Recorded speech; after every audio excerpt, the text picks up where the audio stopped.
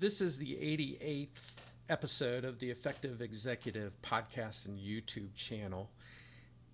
And this week I want to talk about 3 ways trading makes you a better executive. I've been trading for a number of years and decades actually, and I've learned quite a bit. And as I've gotten into it, there's a lot of overlap around thinking that I see in executives. Now, some executives will say, yeah, my financial advisor takes care of all this stuff. But a fairly large percentage get involved with their investing and some trade, not necessarily a larger, some probably 50% of those folks that are involved in their investing.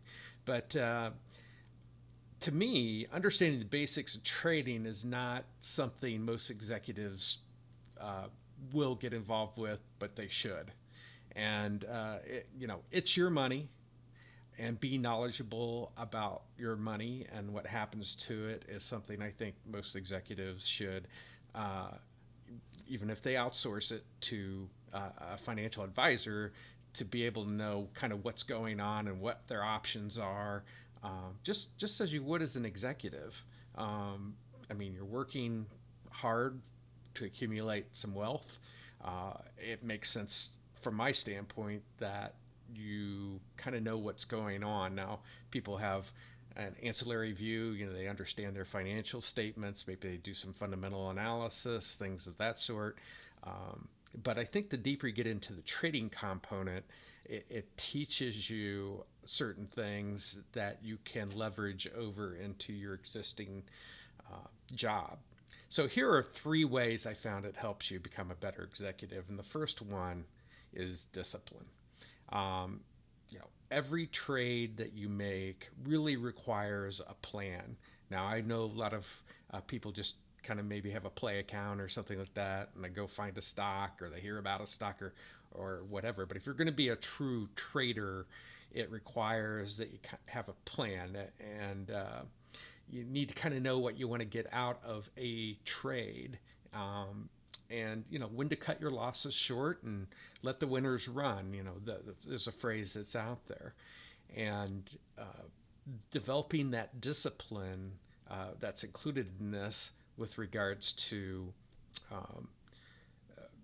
when you set a stop loss on a particular trade, that you stick to it for whatever system that you're involved with, except for the wing it system. That one doesn't work too well, as I've found over the years, or the hot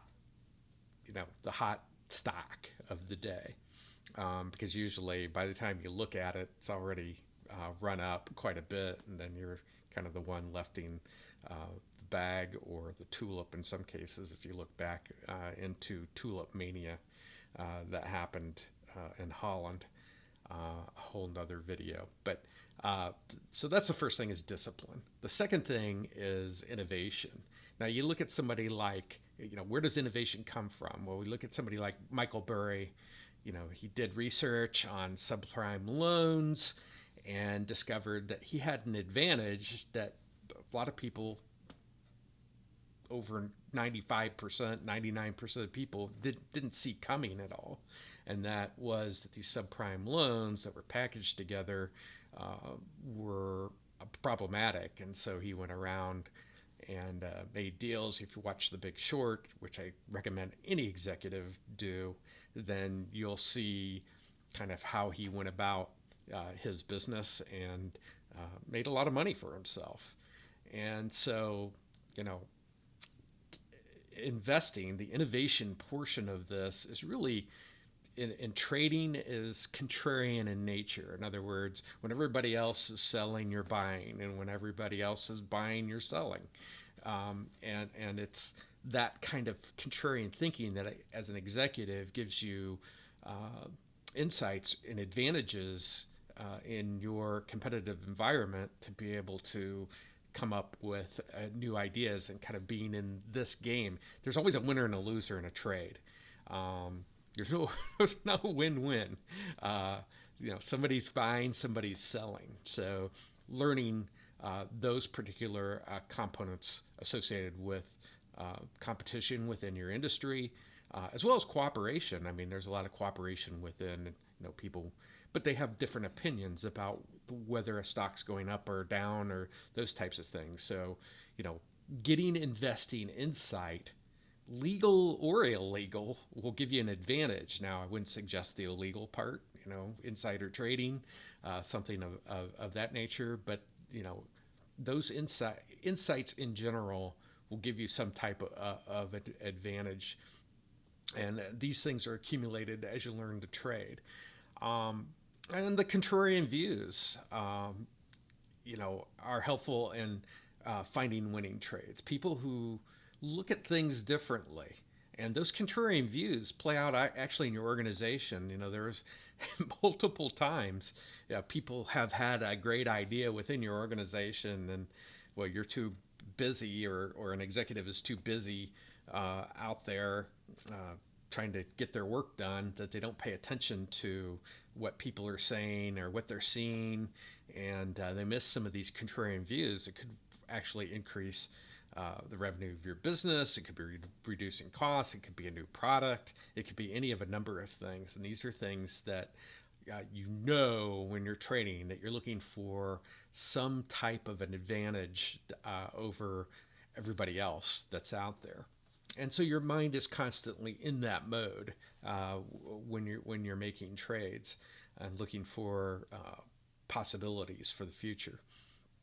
The third thing is human psychology. It's an amazing thing, especially when you read the stories of, I mentioned the tulip mania in Holland. They have these bulbs that they had, were trading for, I think today an equivalent of $750,000. And, things got bid up over time. And this mania that overcomes, groups of people, the hot stock, as I mentioned earlier, also, jump on board, that's the hot one. And so everybody gets in, but someone's ultimately left holding the bag. And not necessarily a Bitcoin fan, but I'm also not a detractor from it. I think its intent was good, but I think it's kind of like the tulip mania.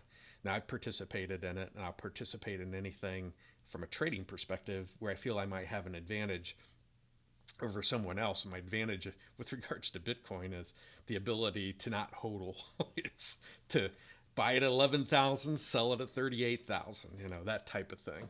And I think that that's an important part of kind of the discipline associated. It went out to 68,000, so I missed out on 30,000, but I made quite a bit of money trading with Bitcoin. I don't think it's a good option right now, but that's just my opinion.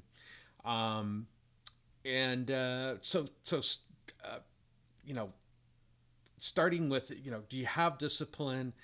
Do you have a plan, or do you stray? And there's a whole psychology around, oh, it's getting down to my stop loss, but I think it's going to turn around, and your mental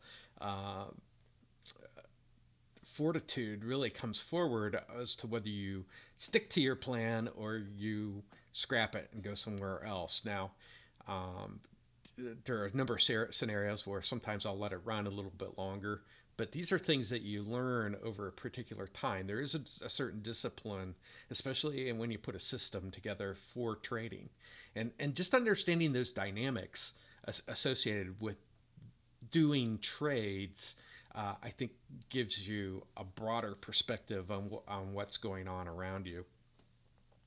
But you also learn the psychology of other people and what they're thinking and what they're saying and what drives the way that they buy and sell stocks or whatever it might be. So it's a really interesting portion. I think that all of these things come into play as an executive. You need discipline, you need innovation, you need to understand the human psychology of things, and it really is something that's going on live every working day that you can tap into, that might give you new insights as an executive. So my belief is that all three of these things will make you a better executive. There's many other things. I'm sure I just picked three that give you the insights that you need for yourself as far as your financial situation. Again, not a financial advisor. I've traded for a number of years. I've invested for a number of years, decades, and you know, seeking out a financial advisor. My situation's always different than everybody else's, so I can never say, I'm the guy that you need to go to, for that. But I love to have conversations with people. People like to talk about it. But yourself, you get insights on how you are, how do you react to the discipline, the innovation, the human psychology, and what you learn, and the insights into how others react in that situation. And I can't think of anything more important than the contrarian views that you can get, and just getting an ear associated with these contrarian views that go on within your organization. And I think a lot of executives become deaf to it, just like, because I said they're doing the work within a confined system. And so they just repeat the same things over and over again, and sometimes ignore opportunities. So I have started a new channel. It's called Brains and Bulls, and it comes from the adage of the stock market that don't confuse brains with a bull market.